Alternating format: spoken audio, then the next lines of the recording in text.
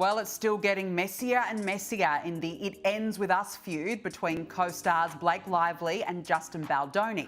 I said that having read through Blake Lively's complaint, that it was evident to me that she was likely under the influence when she filed her complaint. The entertainment world is absolutely buzzing with one of the most dramatic Hollywood feuds we've seen in a long time. It's a tale of lawsuits, behind-the-scenes power struggles, and jaw-dropping allegations. On one side, you've got Justin Baldoni, actor, director, and producer, fighting to defend not only his reputation, but also his entire career.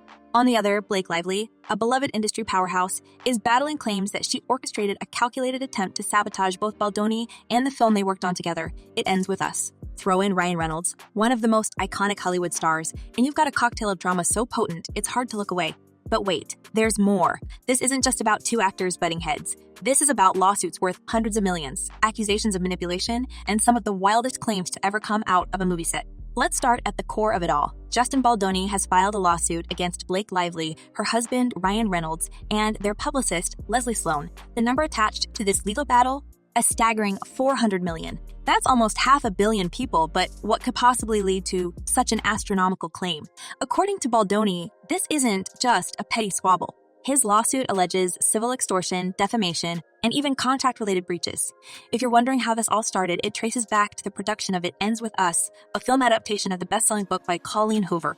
What was supposed to be a career-defining project for both stars quickly spiraled into chaos, with Baldoni claiming that Lively used her star power to take over the production and wreak havoc on set. You're not kidding when you say this is getting messier. The author of that book deleting her Instagram account, another who plays Baldoni's sister in the film, being harassed online for siding with Blake. Baldoni alleges that things began on a positive note, with both sides seemingly aligned on their vision for the movie. But according to him, everything took a sharp turn. Lively, who was cast as the lead in the film, allegedly pushed for more creative control than what's typically afforded to an actor. And not just a little extra input. Baldoni's lawsuit claims she rewrote entire scenes, redesigned her character's wardrobe, and even went as far as creating her own cut of the film, bypassing the director and editing team entirely. Imagine being the director and the producer of a movie only to find out that the lead actor decided to take your work and re-edit it without your knowledge. That's exactly what Baldoni says happened. And one of the most significant allegations in Baldoni's lawsuit is that Lively sought to gain control over the editing process of the film. This is important. But wait, it gets even messier. The lawsuit alleges that Lively didn't stop there. Baldoni claims she leveraged her influence to have him excluded from promotional events for the film, which is a massive deal considering he wasn't just acting in the project. He was also one of its producers. According to Baldoni, this was a deliberate move to undermine him and damage his reputation.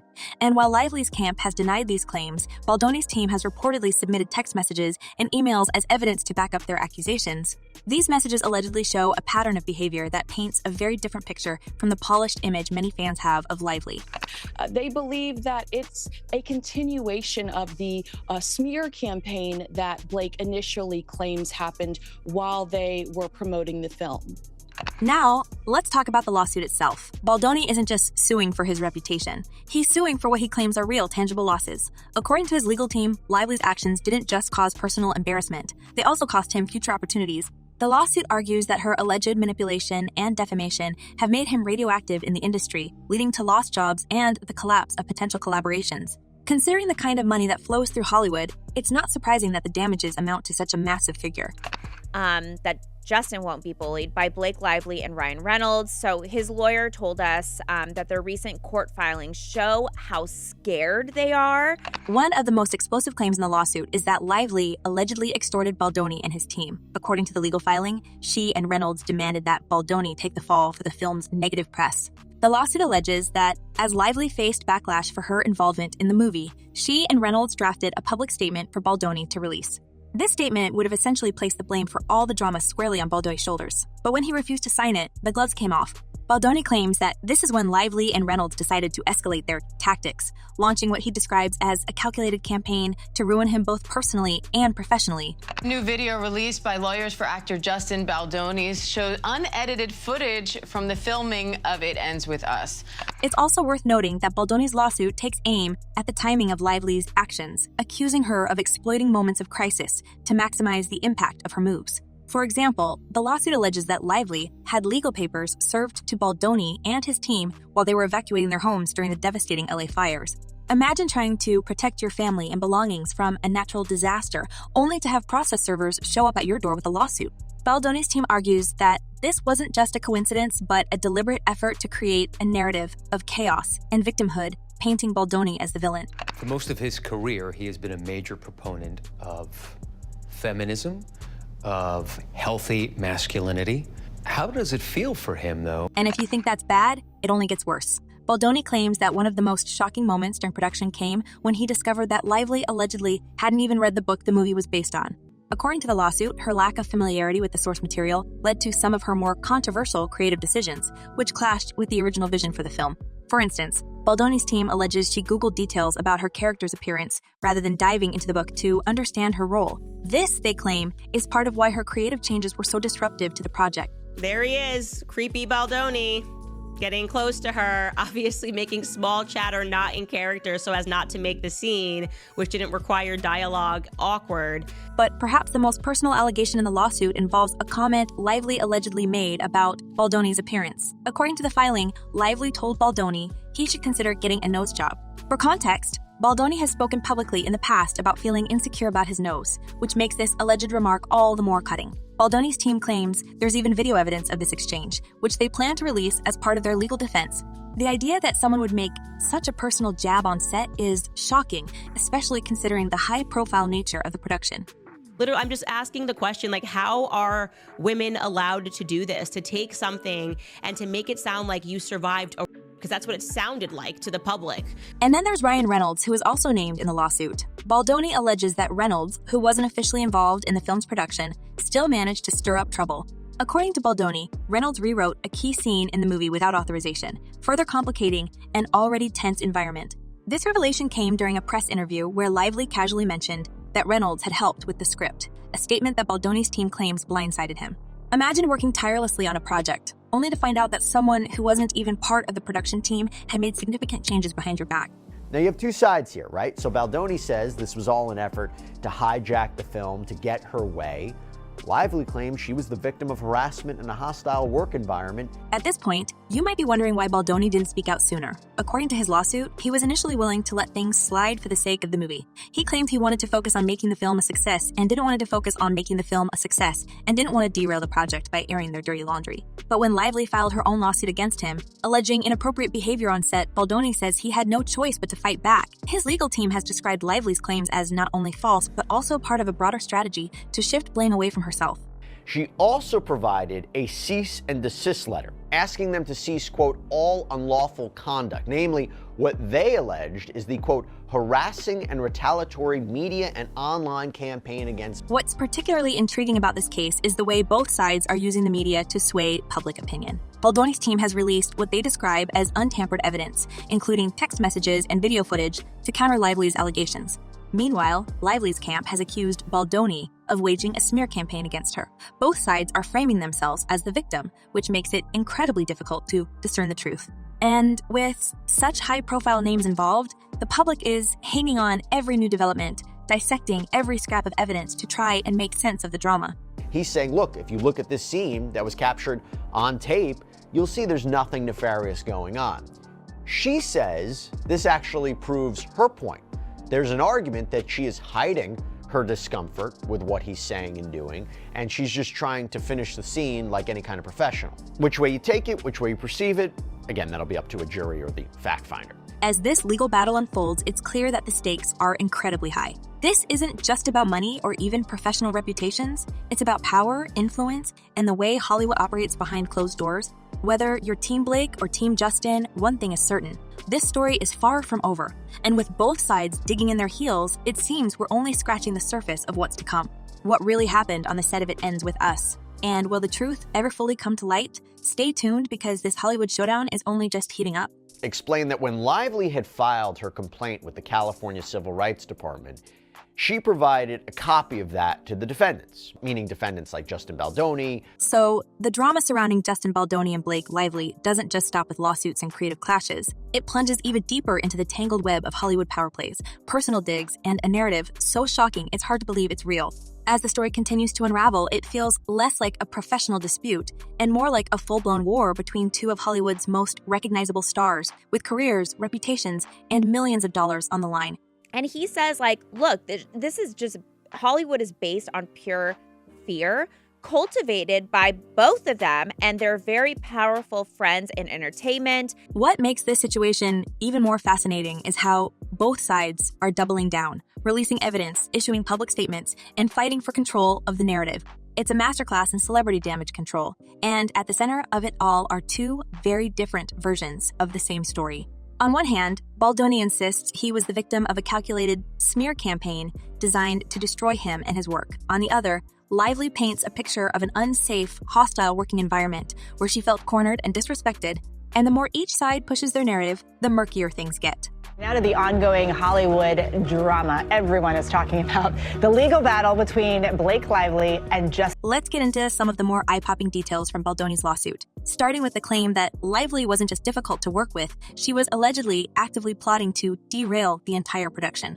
Baldoni's team has pointed to a 30-item list of demands that Lively supposedly presented to the production team midway through filming, a list that they claim was both unreasonable and borderline impossible to meet. According to Baldoni, this list wasn't just about professionalism or ensuring a smooth production. It was a carefully constructed trap designed to paint the production as incompetent while giving Lively an excuse to distance herself from the backlash the movie was starting to generate. But this is such an interpretation of perspective, because I watched the footage, and I'm sure we all have, and, you know, it's very easy to argue. One of the most shocking allegations is that Lively demanded major changes to the way certain scenes were filmed, including the inclusion of an intimacy coordinator, a move Baldoni's team claims was unnecessary because such professionals were already on set for all relevant scenes. But Lively's camp fired back, saying the need for these changes came from Baldoni's own behavior, which she felt crossed personal and professional boundaries. It's a classic case of she said, and both sides have been scrambling to release evidence that supports their version of events. I think this was a very dicey move, because I think this very much opens up interpretation to what Blake Lively is saying was uncomfortable, and the key word here, unwelcomed. What's even more bizarre is the claim that Lively completely bypassed the normal production process by creating her own cut of the movie. According to Baldoni, this wasn't just a minor tweak. It was a full-scale re-edit that fundamentally altered the film's tone and message. And here's the kicker. Baldoni and his team were allegedly not even allowed to see this version of the movie until after it had been shown to a select group of industry insiders. Imagine being the director and producer of a film and finding out that someone else had taken your work and completely changed it without your input. That's the kind of power play Baldoni says he was up against. But yeah, it's just getting super nasty, and it seems like he's not cowering to this attempted gag order. Yeah, I don't really understand Blake Lively's point. But perhaps the most jaw-dropping part of Baldoni's lawsuit is the allegation that Lively actively worked to turn the cast and crew against him. According to his legal team, Lively used her star power to influence other actors and key members of the crew, creating an environment where Baldoni was increasingly isolated. By the time the film's premiere rolled around, Baldoni claims he and his guests were relegated to a makeshift holding area in the basement, far away from the glitz and glamour of the main event. Photos of this alleged snub were even included in Baldoni's lawsuit, showing him and his team sitting at fold-out tables while the rest of the cast mingled upstairs.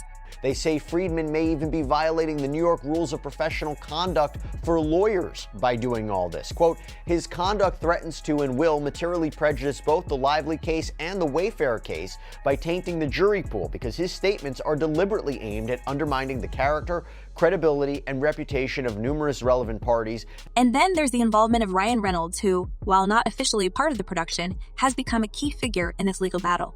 Baldoni's lawsuit accuses Reynolds of not only meddling in the creative process, but also using his influence to pressure Baldoni into taking responsibility for the film's struggles.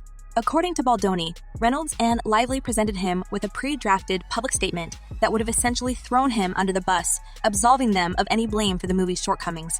When Baldoni refused to sign the statement, the gloves came off, and the alleged campaign to ruin his reputation began in earnest. And that also, they say, includes us responding in the public to the montage dancing video that we put out. Why? Because, quote, the Lively Party's counsel publicly described the contents of video footage relating to Miss Lively's allegations as damning. Their statement continued, any woman who's been inappropriately touched in the workplace will recognize Miss Lively's discomfort. One of the more puzzling aspects of the story is the inclusion of Taylor Swift in Baldoni's lawsuit. While Swift wasn't involved in the film in any capacity, Baldoni claims that Lively used her friendship with the pop star as part of her so-called takeover strategy. According to Baldoni, Lively referred to Swift and Reynolds as her dragons, comparing herself to the mother of dragons from Game of Thrones.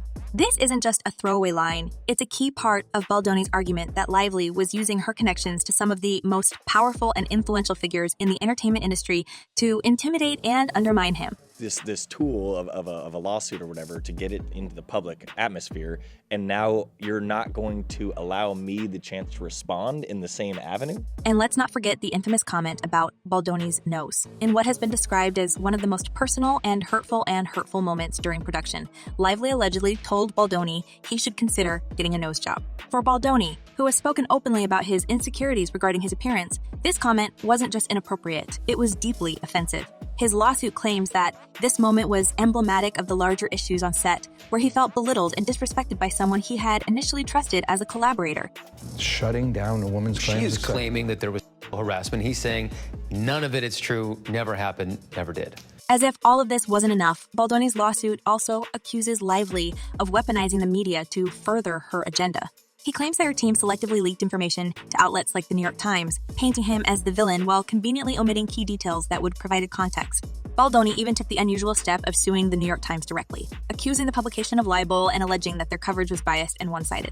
The paper has denied these claims, insisting that their reporting was thorough and accurate, but the very fact that they're involved in this lawsuit speaks to how far-reaching this conflict has become. Of course, Lively's team hasn't taken these accusations lying down. In response to Baldoni's lawsuit, they've doubled down on their claims, describing his legal actions as part of a classic strategy to discredit a victim.